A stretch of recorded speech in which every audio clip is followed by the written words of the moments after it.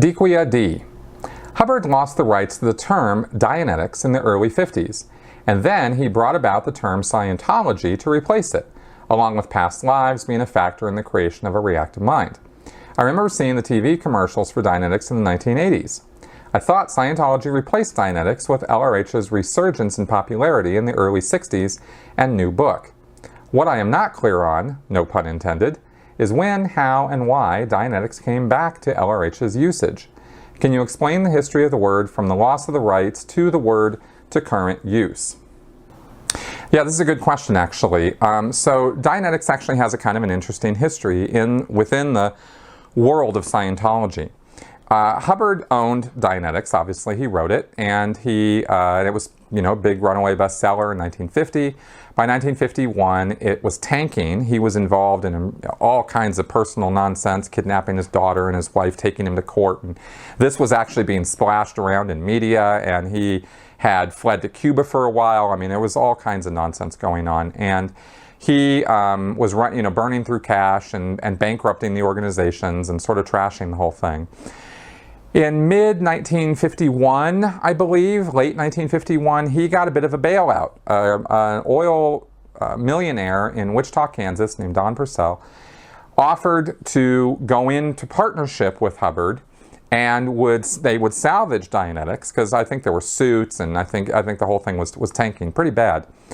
And Purcell said, okay, I'll handle all that, the business suits and the debts and all the stuff that you've racked up. I'll deal with all that because I really love this concept of Dianetics, and I think this has really got a lot of potential.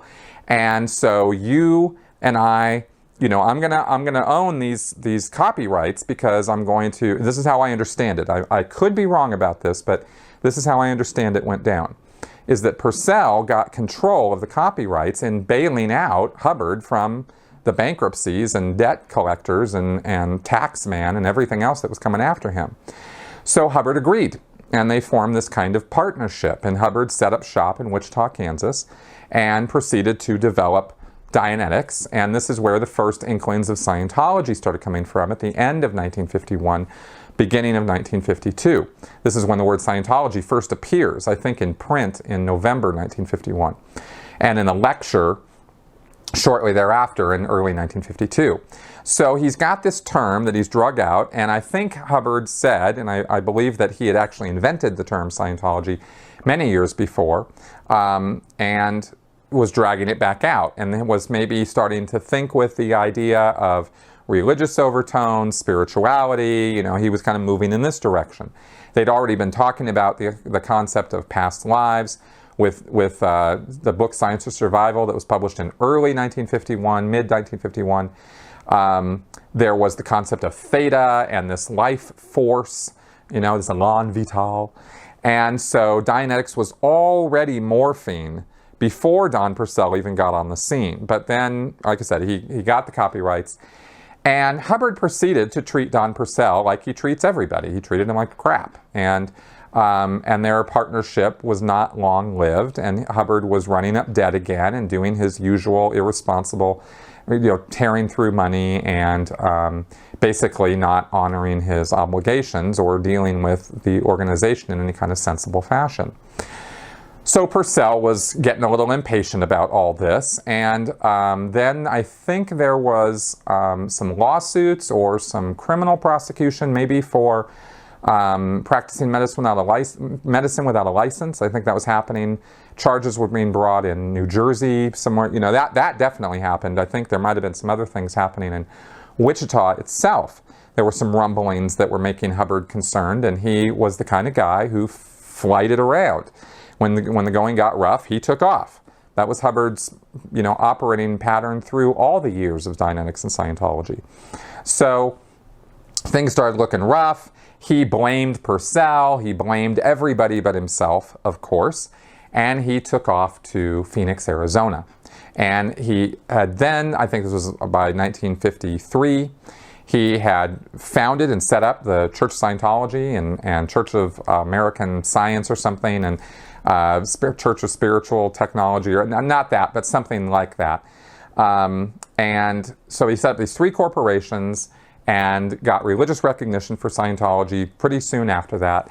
And he had taken off to Phoenix, Arizona. And at that point, he no longer owned or controlled Dianetics as a term. And he just kind of let it go and gave it, and took all the mailing lists that they had accumulated in Wichita, took everything he could, and went off to Phoenix and started the Church of Scientology.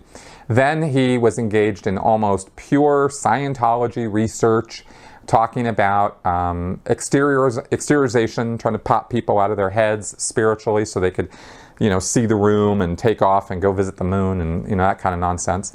And that went on for a few years. Now, there were suits, there was finance issues between Purcell and Hubbard. I don't know all the specifics of it, but I know Don Purcell was very, very frustrated. I think he was trying to continue something with the Dianetics Foundation in Wichita, but it wasn't really going.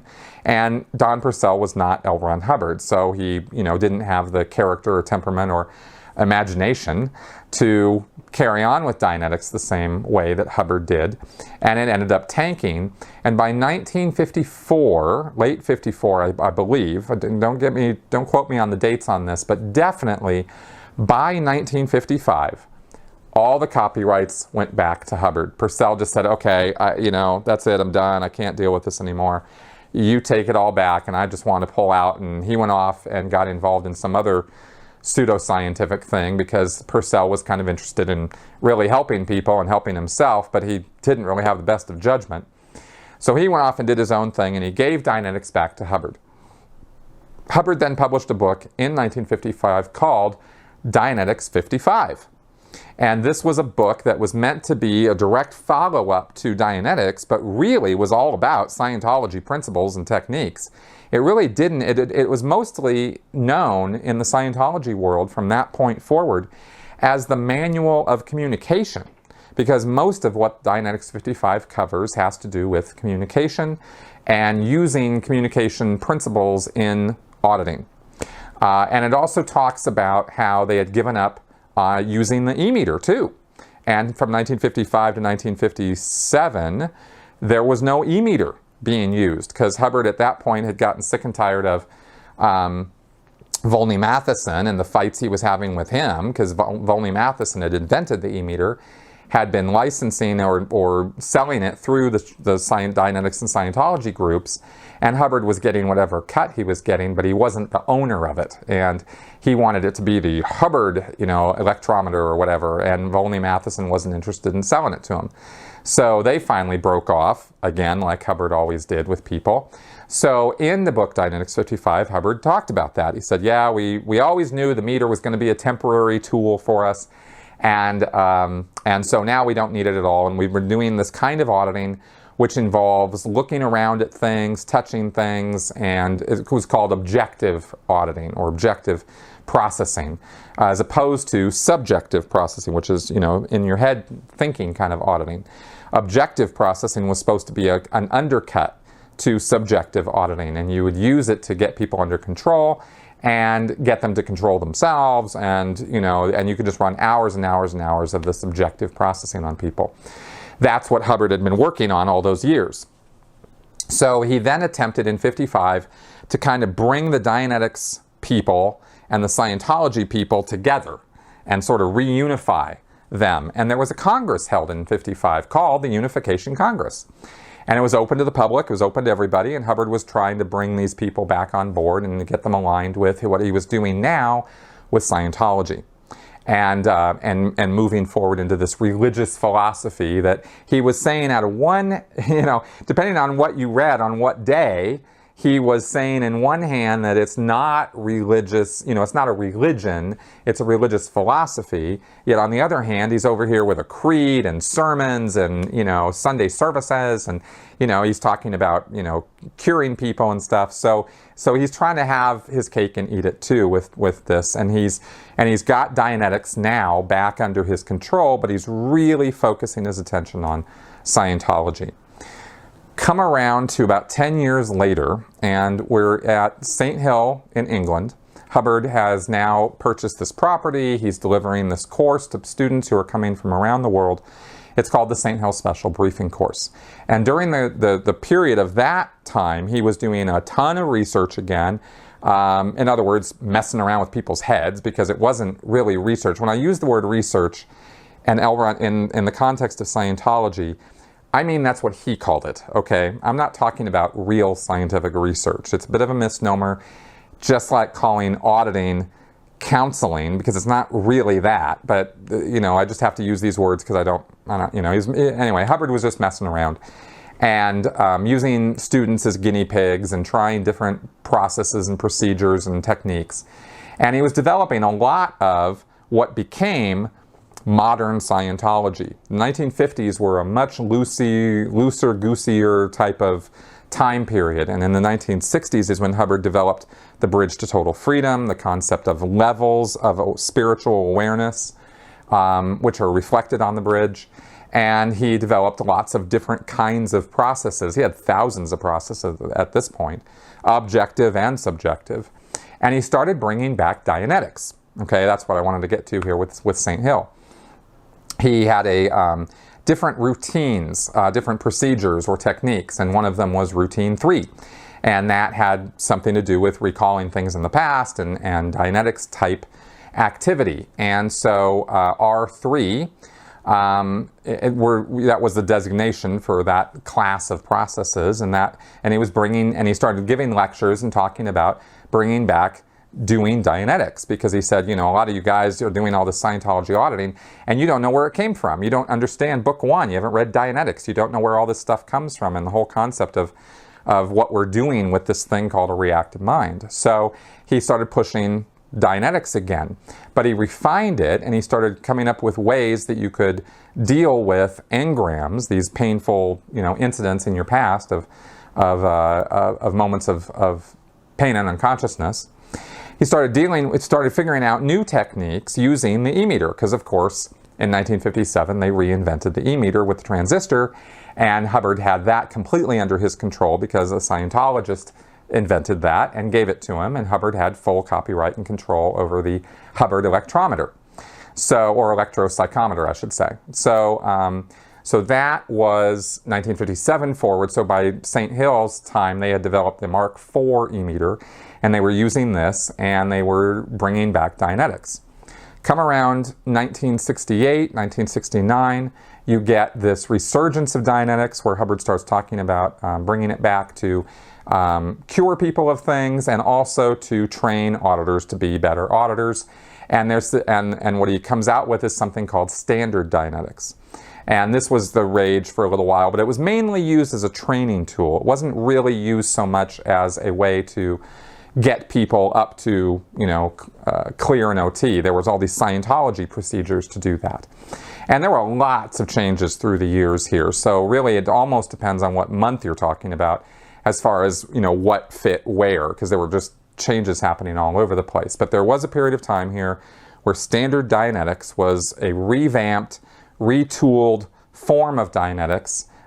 It used the e-meter, and it was intended to be faster and easier, and it was intended to be used as a training tool. Book 1 Dianetics, that was still being sold this entire time, and people were still coming into Scientology through Book 1, but it was mainly looked at as this sort of older technology that they'd come up with all this new Scientology stuff that was so much better. So when people came in having read Dianetics, they'd say, yeah, you can do Book 1, but really, you know, you should be moving on up to the Scientology stuff, because that's really where it's at, you know. Okay, now come around to 1978, and we have the latest revision of Dianetics, which was called New Era Dianetics, or NED. And that was a further refinement of standard Dianetics into what's I referred to R3, and then there was R3R, which was revised version of routine 3, and NED was R3RA. This was just the numbering labeling system to show that things were being revised. And so you had routine 3 revised, and then A indicated it had been revised again. If it got revised again, it would be R3RB, but as far as I know, it's still R3RA. Who knows what Miscavige might do with it at some point in the future, but for now, New Era Dianetics is R3RA. That's the technical name for it. And it is a very, very, very codified procedure. The commands are rote. People drill them, they memorize the commands, and you use the e-meter and you do assessments on the meter of various subjects to see what responds best, and then you dive in and start running specific incidents using the R3RA procedure or the NED procedure. And that involves commands like, locate a time when you had let's say the thing that read was a pain in your elbow. So you'd have the guy on the meter and you'd be saying, okay, locate a time when you had a pain in your elbow. And the guys would go, okay, yeah, and you go, good. What's the duration of that incident? And the guy goes, oh, well, it was about 5 minutes. You go, great. Move to the beginning of that incident and tell me when you're there. And the guy goes, okay, close your eyes. Oh, sure. Good. Move through that incident to a point 5 minutes later. And the guy sits there and goes, oh, okay. Silently does that, and then the auditor says, tell me what happened. And the guy goes, oh, well, I was here, and da-da-da-da-da-da-da. And then depending on what the e-meter is doing, the person might be sent back to go through that incident again, or they might be made to look for an earlier incident. And generally, odds are they're going to go earlier and earlier and earlier, and this can take hours of time to take down one particular type of incident, a pain in your elbow, let's say, or a time you fell down and knocked your head or something. I mean, whatever the wording of the type of incident is, you will go back and run that with this procedure until you get to a point, past lives, way back in time, and have thoroughly discharged all of the mental mass that Hubbard theorized existed around all these moments of stress and trauma. Okay, and that is how Dianetics is used now in the Church of Scientology. The book 1, Dianetics, The Modern Science of Mental Health, is still sold. It's still used as a dissemination tool, and people can come in and they can audit right out of book 1. They can do the procedure without the meter, without any of that, without any of the NED or R3RA stuff. They can just take book 1 and they can just go, but they're told pretty quickly, look, this isn't going to get you all the way to clear. We've got refined techniques, and you need to move up and get on to the bridge to total freedom and do Scientology, and that way we can get you on to clear and all the way up to OT. And that is the story of Dianetics, and I hope that answered your question.